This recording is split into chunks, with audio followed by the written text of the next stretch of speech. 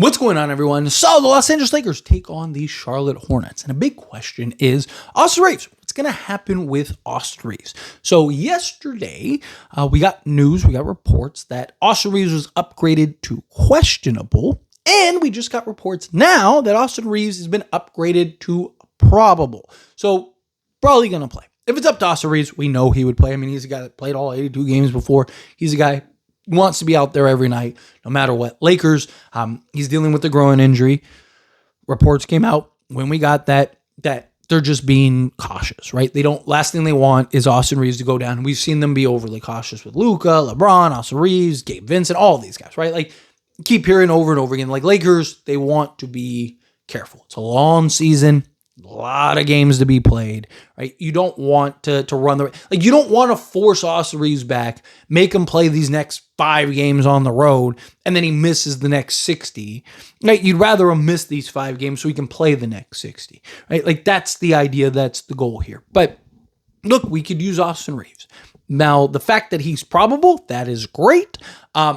Said this yesterday, like my guess is what happens is the Lakers probably give him shoot around, let him see how he feels during shoot around, right? Is he getting comfortable out there? How is he kind of, how does it feel? How you moving? You good? You looking good? You feeling good? All right, you good?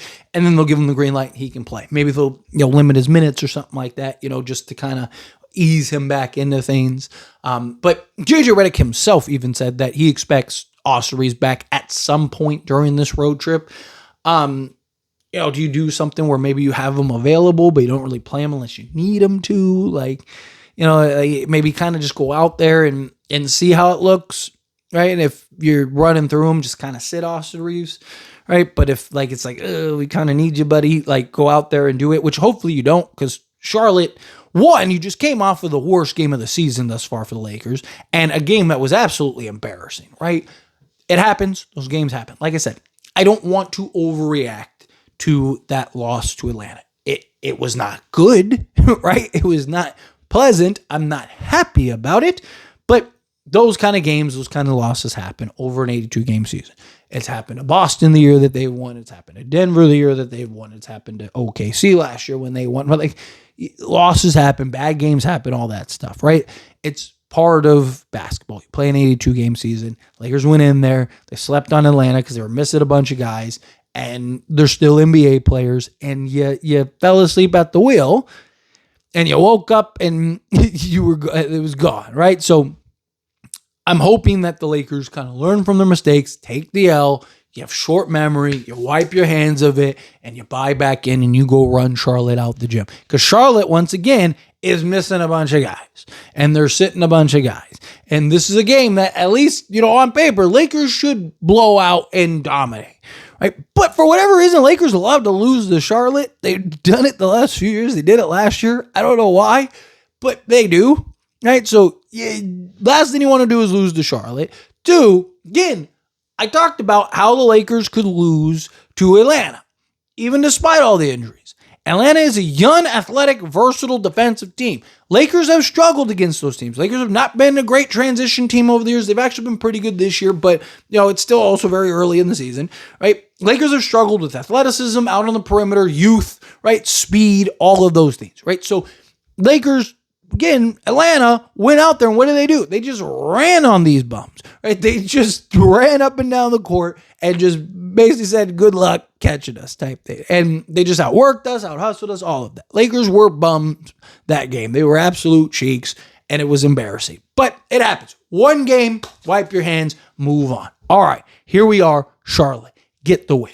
We could use Austin Reaves. So if Austin Reaves plays, beautiful. If he doesn't play, you still need to win that game, regardless. But it'd be nice if we get Austin Reaves, because Austin Reaves, outside of just the MVP level season he's having, I mean, the guy's been unbelievable, right? The guy has been, one of the 5 best players of basketball this season so far. Again, it's early in the season, but the guy's been ridiculous. The guy's averaging over 30 a game. He's averaging almost a 30-point triple-double. It's crazy. But beyond all of that, beyond just the greatness, right? What he gives us is more shot creation, more playmaking, more scoring, right? More balance out there. Now we're not reliant on just Luka Doncic, right? We've seen Luka goes out there, things are looking kind of good, or at least we're competitive and in the game. And then Luka goes to the bench, and we don't have real ball handlers and playmakers. Yes, Marcus Smart and Bronny James and guys like that, yes, they can initiate the offense. They're not the guys you want handling the basketball. Yeah, sure, they can bring up, initiate, get you in your action, but what do you want them to do? You want them to initiate, give the ball to Austin Reaves or Luka Doncic so they can be your offense engine. They can go make the plays. They can go do the things that you want them to do, right? And get you into your actual sets. So having guys like Marcus Smart, Bronny James, stuff like that, like, yes, technically they're ball handlers. Right? Anybody that initiates and brings about, Jared Vanderbilt's been a ball handler for the Lakers, right? That doesn't mean that they're actual playmakers and true point guards and the things that you want, right? Difference between guys that can make plays and guys that actually can generate and are playmakers. Austin Reaves, we have seen over the years really evolve into a playmaker, which has been fantastic. And look, as early as last season, he wasn't quite a playmaker, right? Like, he was a guy that was making plays. Now, he'd have, 5 assists or whatever, but he wasn't really like picking teams apart with his playmaking. And then like something just clicked, towards the end of last season, and has really clicked this. I mean, he is shredding teams. Like, I even talked about in that, like, was it the 51 game?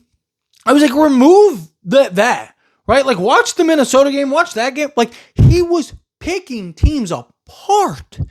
I mean, just like reading and reacting, just making play. Oh, guy cutting, boom, here you go. Oh, lob, okay. Oh, you want to collapse? That's cute. Here you go. Like, I mean, just shredding teams. It was so beautiful to watch. It was just like, this is poetry in motion, right? Remove the offense, move his scoring ability, right? Like I've always said, we know he can score the basketball. It's never been a question of can he score the basketball. Question has always been, what else does he do beyond score the basketball? Like, his playmaking has been phenomenal this year, getting guys in their actions, putting guys in positions to have success, picking teams apart. His defense has actually been pretty good this season. I'm not expecting him to be an all-defensive player or anything like that, but just don't be a liability out there defensively. Don't just be getting torched. Take some pride on the defensive side at least. God, we've seen seasons and stretches and stuff where he's just like, He's an open door. He's a barn door, right? It's just like, dude, you're a traffic cone out there. You can't even defend your own shadow, let alone somebody else. Like, it's wild, right? This season has actually been pretty good. And you're seeing him impact the game beyond his scoring. His scoring is, you don't average 31 a game unless you're scoring the basketball, right? But beyond his scoring, he's doing so much else for this Lakers team that is just, you don't have, especially with LeBron out, you just don't have, right? So you need Austin Reaves out there because it makes everything so much easier. It simplifies the game so much more. It puts you in the position you need to have the most success, right? We are a better team when Austin Reaves is out there, whether it's him and Luka Doncic or it's just him or whatever. We're a better team when Austin Reaves is on the basketball court. Good things have been happening for the Lakers, right? And look, I'm somebody that has been very critical of Austin Reaves over the year, but when the guys kill it, right? Like, and the guy is absolutely killing it, right? And not just that, but I want to see more reps with Luka and Austin Reaves, right? Those are supposed to be your two pillars, your two stars going forward. Those are the two guys that you're hoping lead you to multiple NBA championships, right? Okay. I want to see them as much as possible. I want them to get as many games and as many reps as possible with those two, especially while LeBron's out right now. Like, this is one of the things we talked about when we found out and got the news that LeBron was going to miss some time was that this is really good for Austin Reaves, and it's really good for Austin Reaves and Luka Doncic to build that chemistry. And we're going to get a sample size to see, like, are these two guys good enough to be the drivers for this franchise going forward? And so far it's looked good. Like, there's still some little bit of kind of learning curve that they need to work on. Austin Reaves still needs to shoot the 3 ball better, right? Especially when he's playing off of Luka. He's still kind of inconsistent in the 3 area, but look, the guy's been so great. I don't want to nitpick too much, but it is something, especially when he's playing alongside Luka Doncic. If you can knock down the 3 ball with more consistency, then that just makes you a bigger threat, doesn't take you out and all that stuff, right? But we need to see how those two play and how those two work together. And then when LeBron comes back, hopefully LeBron just kind of buys into kind of being the third guy for the Lakers and let Austin Reaves and Luka Doncic run the show. Let those two be the guys for you, be the driving force. And I also think it's been really good having LeBron miss because it's forced Austin Reaves to have to play great immediately. I've talked about the last 2 years, and if you don't believe me, go look it up yourself.